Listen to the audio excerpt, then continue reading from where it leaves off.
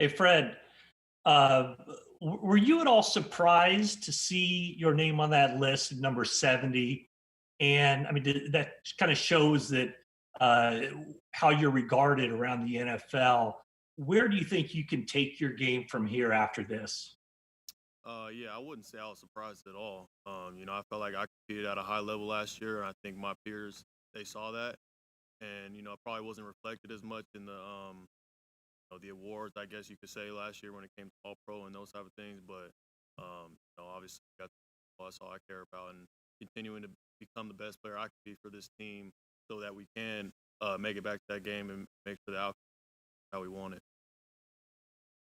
Hey, Fred, it's Cam Inman. What's it been like getting back on the field during practices, and just kind of what are the challenges you guys are facing these next 5 weeks, just trying to get ramp up? It's been great, just having everybody back in the building. It always feels like the first day of school when we come back. Obviously, it's a much more unique situation given the circumstance. Making sure we're protecting ourselves and following all the guidelines. I think everybody's been great about it though. Just taking it upon ourselves that everybody has their own individual responsibility to make sure that we're keeping things safe. But at the same time, I don't think a lot has changed. I mean, when we get out there, it's all business.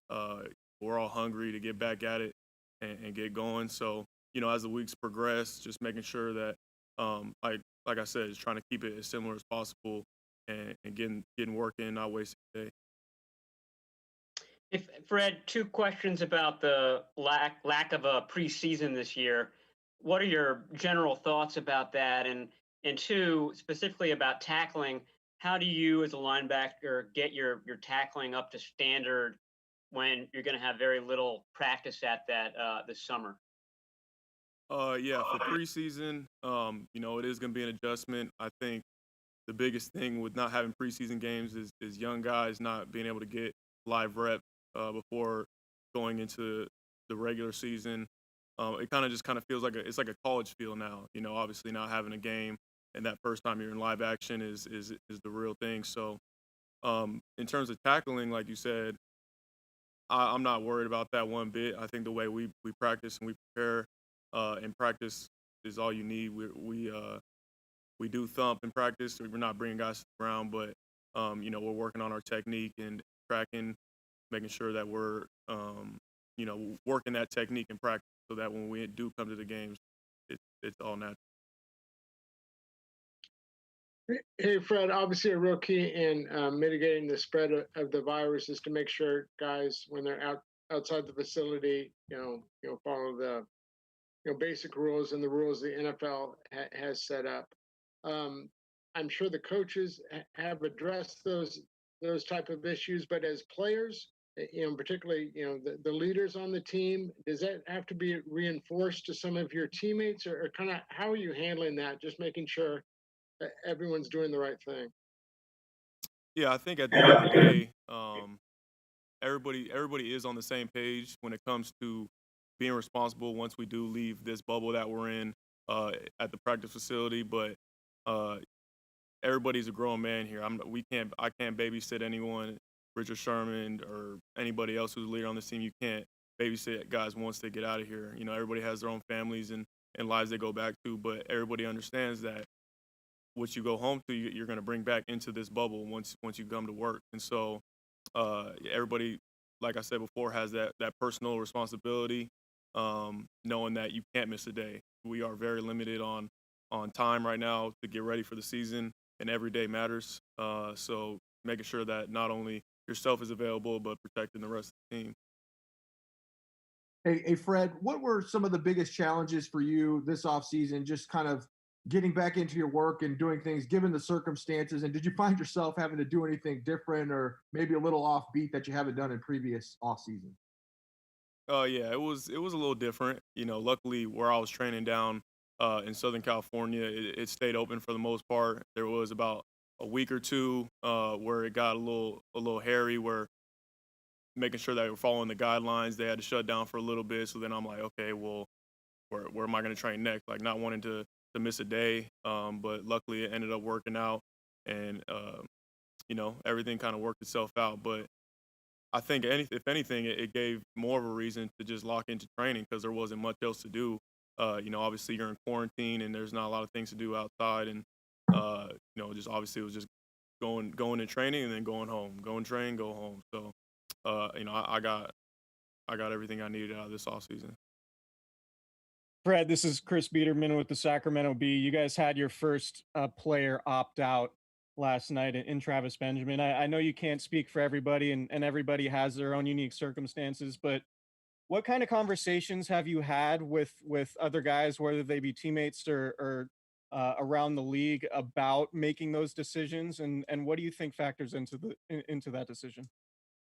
Yeah, I think it's like we've been talking about. It's just a unique situation, and at the end of the day, everyone wants to play football. I think even guys who do opt out, their true intent is they want to play football, but it's just they have to think about more than just themselves. This coronavirus, it's there's so much unknown. I mean, every day I feel like I'm learning something new about it. And you turn on the news, and how dangerous is it? And guys have families that they're going home to. Guys have newborns that they just had, and you when it comes to family and your children, you don't want to take that risk. And not to say that guys who aren't opting out don't care about their families, but it's just everybody's different. Like you said, everybody's situation is much different. And Travis opting out, I've all the respect in the world for Travis. I trained with him back in Southern California, back when he was with the Chargers, and I have all the respect for him. He's a great player, great person, and him opting out, that's his own decision, and hopefully the coaches respect that. And it's like, at the end of the day, it's just a very unique situation, and everybody's situation is different. Hey, Fred, it's Tracy Sandler from Fangirl Sports Network. I was wondering if you could talk a little bit about the new COVID protocols and also what the testing experience has been like for you. Wait, can you repeat the first part of that question? If you could talk a little bit about the new protocols with COVID when you're coming in every morning and how it's changed for you. Oh yeah. So beforehand, you drive up and you park and you can go straight into the facility and start your day. But now you come in, you got to make sure you're asked the questions about have you been around anybody who's had any of the symptoms? Do you have symptoms currently? Answering those questions honest and truthfully, and then taking your temperature to make sure that you're in the right spot, and then having to go get tested every day.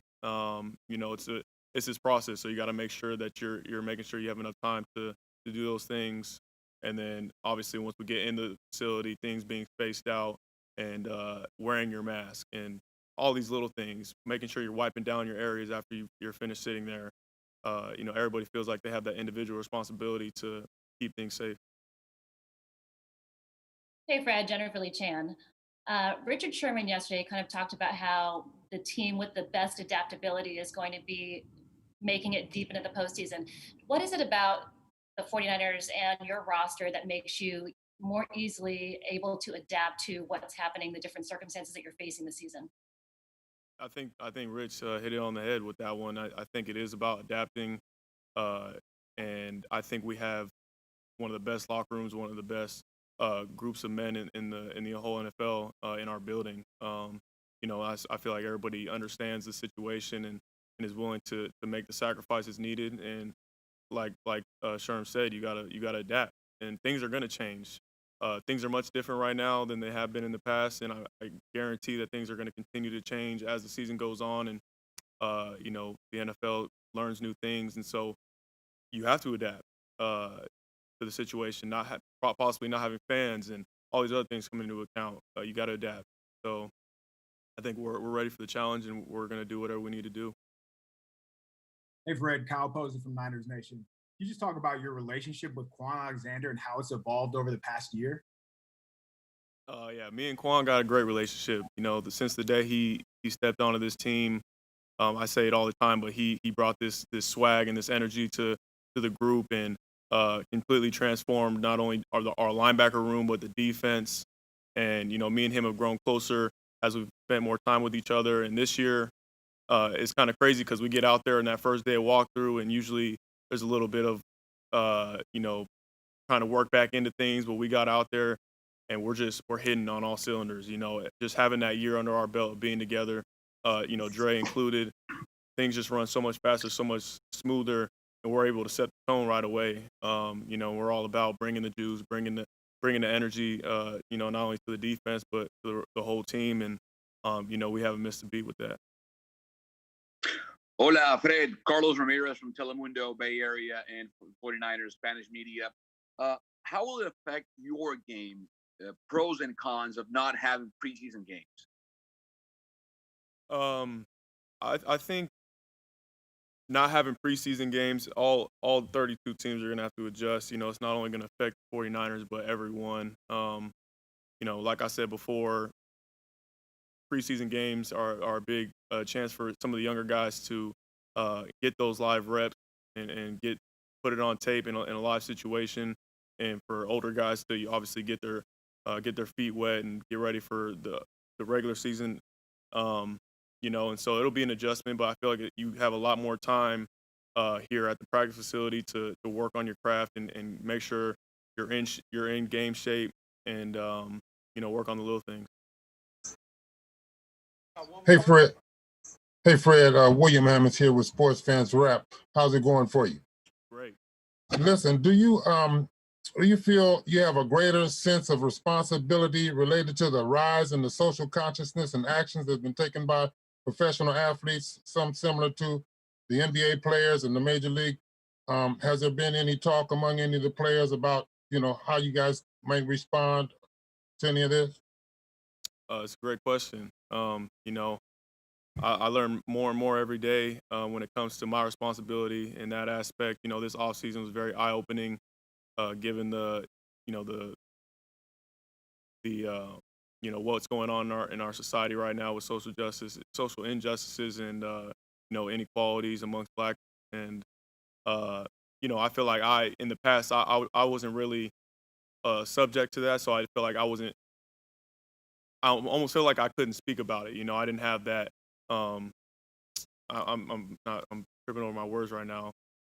Now that I feel like I have a responsibility, it doesn't matter who you are.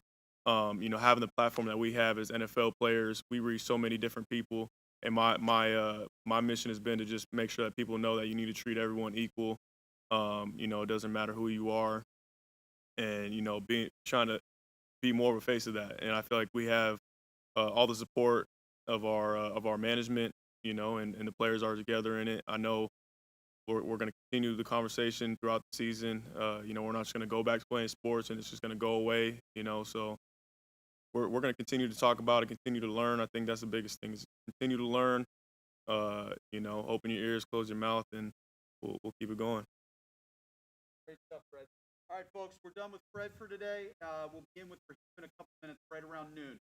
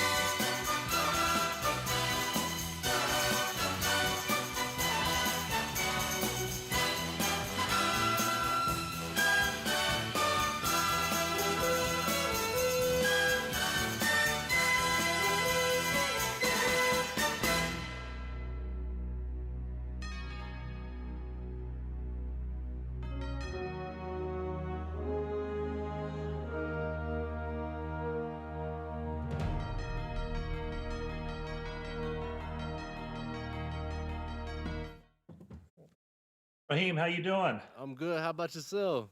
I'm doing well, thanks. Hey, I'm assuming this means that you're not opting out, but I just wanted to know what's your family situation and how much discussion was there toward weighing the negatives and the positives, and ultimately what was kind of the deciding factor for you?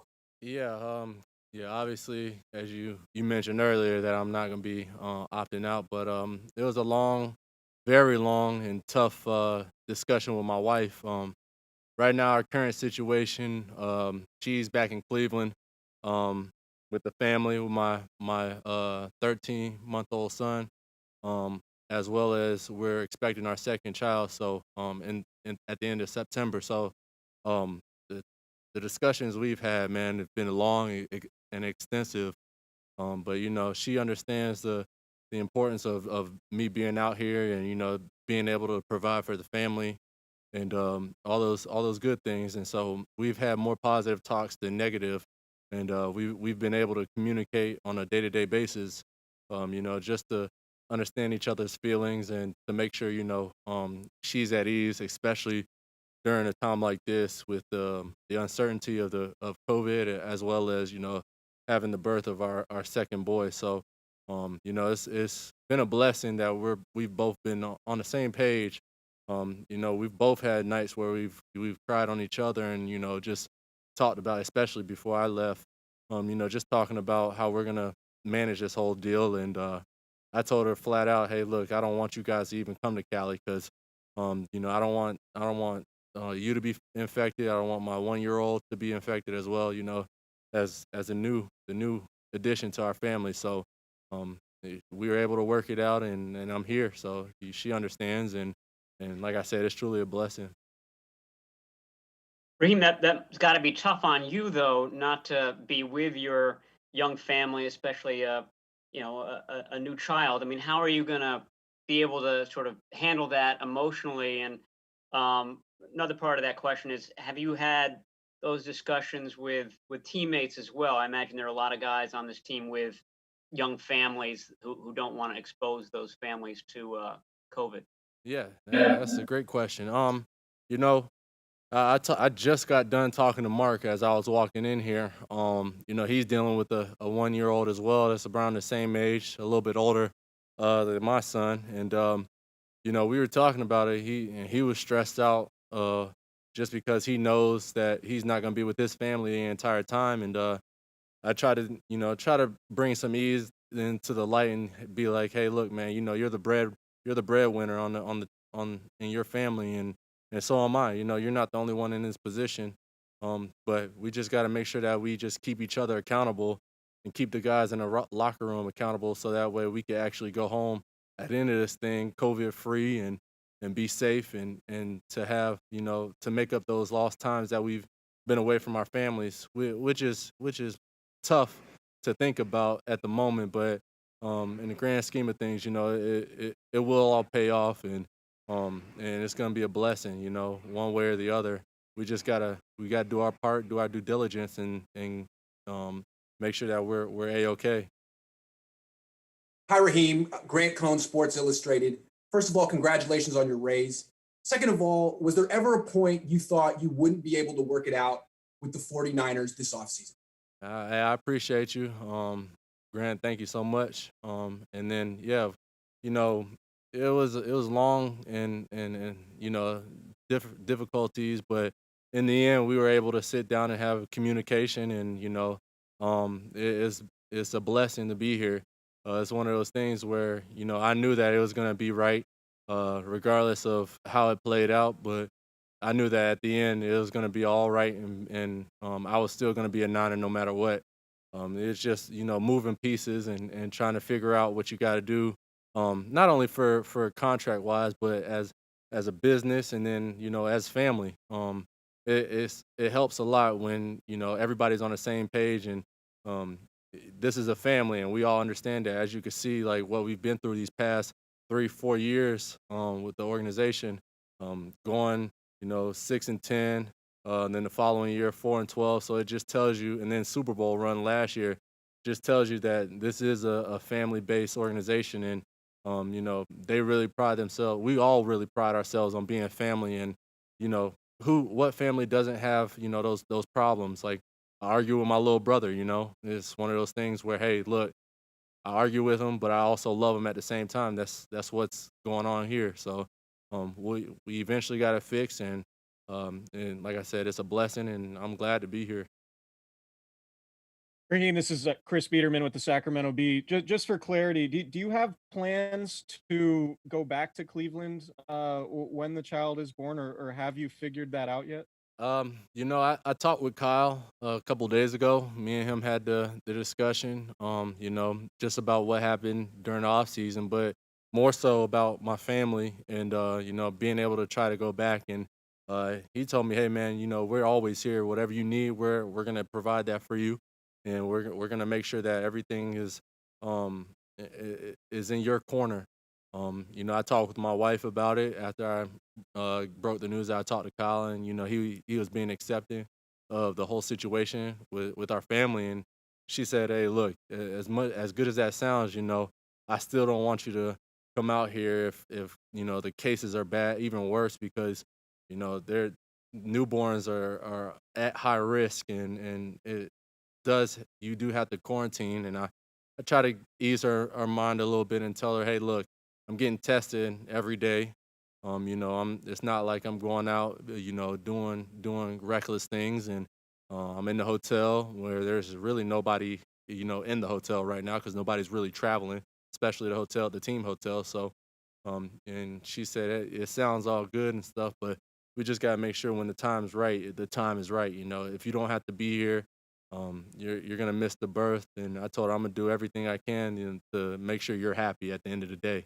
And if she doesn't want me to be there, that's fine. But like I said, it's all about communication, and we're definitely on the same page with everything. So Hey, Raheem, you mentioned doing reckless things, which now constitutes going to a place where there's a big crowd. I'm sure coaches and others have addressed it with you guys, but do you just among yourselves or the veterans to some of the younger guys, stress, what you're supposed to be doing when you're outside the facility, to keep everyone safe? oh yeah, I mean, if you come into this building and you go through the protocol, every morning waking up at 6:37 and meetings are at 9, and you have to make time to go, get your COVID testing and check in, and get your temperature checked. It should be an eye opener in itself, just to have that feeling. So I think guys are taking it. I know at least here they're taking it way more serious than what you've read about other teams. I don't want to bring up like who's gotten on the list as far as our team, but I think it was an eye opener just having like Richie and Jeff be on that list. And now they're taking it as serious as they possibly can because they know that it can affect everyone in the building. And this is not a bubble, and that's what Kyle emphasized. COVID can come through this at any time, but we all got to do our part, and we are definitely doing that. Being 6 feet, wearing these monitors and stuff like that, when it blinks red, that you're within 6 feet of each other. So, sanitize everything. Every guy takes it serious, and I don't think there's anyone that's above what we've done because we adapt, and I know what Sherm said. Whoever adapts better is ultimately going to win that trophy. And that's the case for our team. We feel like we're adapting, we're at the top of the food chain, and we're definitely hitting those marks as far as this COVID stuff and the protocols and all the testing. So Raheem, you mentioned in the spring that you were kind of preparing your body for maybe a bigger workload. How much did that expectation factor into trying to get more compensation from the franchise? And what are your expectations for this year in terms of your role? That's a great question. So back when I was talking about getting more bulky, I didn't mean as far as like, being 220 and having a whole lot of weight on me. It was more so, being bulky as far as my muscle, having more muscle mass and, having more endurance and all those type of things. So that way I'm able to get 20 something carries, a game. which is, you know, not to say that it's not going to happen, but I got to prepare myself because I am the starting running back, and you know, my confidence level is just up to, you know, the guys that consider themselves to be top backs. And so for me, you know, I just had to make sure, I have to make sure that I'm on a consistent basis and going out there and doing what I got to do so that way I can help the team out and, you know, even help the young guys who, especially the guys that won't be having film because of preseason and stuff like that, and just showing them, hey, look, you know, I was an undrafted guy, and you know, my situation's a little bit different than yours, but take it for what it is, and at the moment, you know, just capitalize and put good stuff on film because you never know who's really watching. It could be somebody that was, you know, just an assistant who turns out to be an offensive coordinator 3 years down the road, and you know, you made a good impression by speaking to him. That's what I told Savon, one of the young running backs, and he was like, yeah, man, that's totally right. You know, you never know who's watching. You never know who's really going to have that big break, you know, in their career, and that'll be just your opportunity to capitalize in the league and go from there. So for every rookie, you know, I just, especially undrafted, I have a feel for them and I understand their situation. You know, it's a little bit difficult, but at the same time, you know, don't ever burn bridges because at the end of the day, those bridges can definitely lead you into a brighter future and success. Hey, Raheem, it's Jennifer Lee Chan. Hey. Hi. Congrats, you proved your ability as a running back last season. Looking at that, what do you want to prove this season and going forward? I mean, you got the new contract. Now what do you have left to prove? Yeah, I mean, I just want to go out there and be dominant. You know, when I step out onto that field, I want everybody to say that's a bad mofo. You know, he's somebody that we can't take lightly. You know, I want to put fear in other teams' eyes, and you know, that's my mindset. You know, even when I'm playing gunner, I just want people to know I'm the best special teams player to ever play this game, and that's the mindset that I'm gonna have at running back. I want them to know that I'm the best running back to ever play this game, even though, you know, it doesn't show as far as like my career wise, but I don't necessarily care about that. Once I always tell myself once I get that opportunity, you know, I'm never gonna look back, and that's what I gotta hold myself up to, that type of standard, especially, you know, with the guys that are in this group. You know, you got Tevin, Jet coming back, even Juice and the young guys and Jeff Wilson. So, you know, I just hold myself high to a high standard, and you know, the guys will follow, and it's going to be a great time, and I can't wait. Hey, Raheem, it's David Lombardi. You guys have some receivers coming back or guys that you drafted who are particularly big. You know, you think of Jalen Hurd and Jawan Jennings. I know you guys haven't done any on the field contact stuff yet, but as a running back, when you think of bodies that big blocking, especially in this scheme, I know you guys try to stretch it out to the outside a lot. How can that potentially help? Do you feel that you guys can take the next step as a running game with such big bodies blocking on the outside? Oh yeah, it's always nice to have big bodies out there blocking for you. You know, it's just more guys to be covered up. You know, they can go out there and actually block, you know, linebackers more so, and you know, get free safeties and strong safeties, and you know, I just feel like, especially like a type of receiver like Jalen, you know, he's going to go out there and he's going to put his all, especially what I've seen these past couple years when he's been healthy, going out there and, you know, trying to decleat somebody. You know, that's inspiring in itself as a running back, because you know that he's going to do his job to the best of his ability, and you know, he's going to put his body out there on the line. You know, why not do the same as a runner? So I mean, it's nice to see those guys out there and coming back, especially Jalen, because he is a bigger receiver, and he's more physical. He's one of probably the most physical receiver I've seen, you know, tape wise, and even you know, going out there and practicing. So it's nice to see him back. Hey, Raheem. What's going on? Not much. This is essentially like the first time since February that the entire team has been physically together. What's been the mood of this team? What's the vibe returning to the facility, especially considering how things left off last season? Yeah, I mean, these past couple months, man, just being by myself, quarantine and not being around the guys and FaceTiming and video chats like what we're doing now, it does take a little bit of a toll, mentally. But being back with the guys definitely brings that type of energy that you left off from last year. I think I know all the guys in this building. We have some unfinished business. We've seen all the different sayings and stuff like that of how a team doesn't make it back to the Super Bowl the following year. We don't care nothing about that. And just like I think George emphasized it in the Super Bowl, he will be back. I think that was everyone's mentality. I feel like we're gonna be back this year, and we're actually gonna win it. That's our goal. That's our mindset.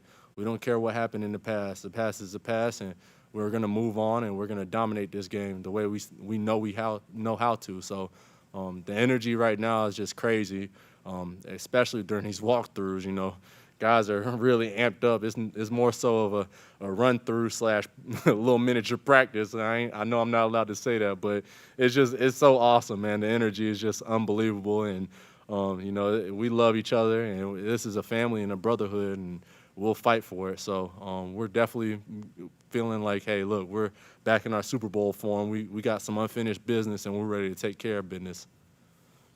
Hey, Raheem, earlier you said that you're the starting running back, but even though you led the team in rushing last year, you've never started a game. So how important is that for you to be the starting guy, or does it make any difference to you? Truthfully, it doesn't necessarily make any difference. I've got to have that mindset that I am the starter. But when it comes down to it, we have 5-6 different starters in our room. Tevin, he started games. Jet, he started games, and Juice even started games as a running back if he has. But I mean, we're all starters. Hefe, Jeff Wilson, he's a starter, and so Bobby T emphasizes that yesterday with us in meetings. She said, hey, look, I have 4, 5, 6 starters in this room who can start at any moment. So once your number gets called, like he says, your number gets called, you got to go out there and ball, and you got to pick up the phone. So that's our mindset. And like you said, I do feel I'm the starter. And like I said, we all got starters, though. It's not no dig to anyone in the room. It's just we're all brothers, and that's our approach. Raheem, you might have 2 new blockers in front of you along the offensive line. Just wondering what your early impressions have been of. It's nice because they're savvy vets. They've been in the game for some time, and especially Trent, just seeing how big and massive he is and how he's able to move. It's definitely inspiring having them in the offense and getting ready to go. Hey, Raheem, a couple of weeks before you got your raise, you said you sat down with someone in the front office and hashed everything out. Could you tell us who you met with? Yeah, I mean, I talked with John, of course, and Kyle and stuff, and especially Kyle. He wanted to see where my mind was at. He wanted to talk to me, so we were able to. We didn't necessarily talk the numbers and stuff. We just talked about life and what's been going on with each other. I know at the time when I had spoke with him, he had just lost his grandparents, and so he was in Denver, and I reached out to him and told him, hey, look, man, my condolences and stuff. So, football wise, I left that to the side because we know, like I mentioned earlier, we understand what family means, and we're all family, and like I said, he's my good friend, and so is John and everybody else. So it was good to talk to them and be able to not necessarily talk about the business aspect, but to see where each other's heads are and to see where family matter is, because that's the ultimate thing right now for each other, especially in the time of the pandemic, is all about family and who's closest to you. So all right, thank you, Raheem. Yep, thank you guys. Appreciate you.